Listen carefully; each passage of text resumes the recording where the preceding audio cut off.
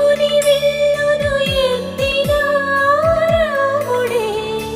ఎత్తగలడా సీత జడను తాళి కట్టే వేళలో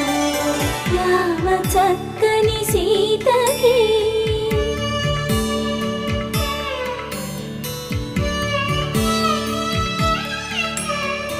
ఎర్ర జాబిలి చేయి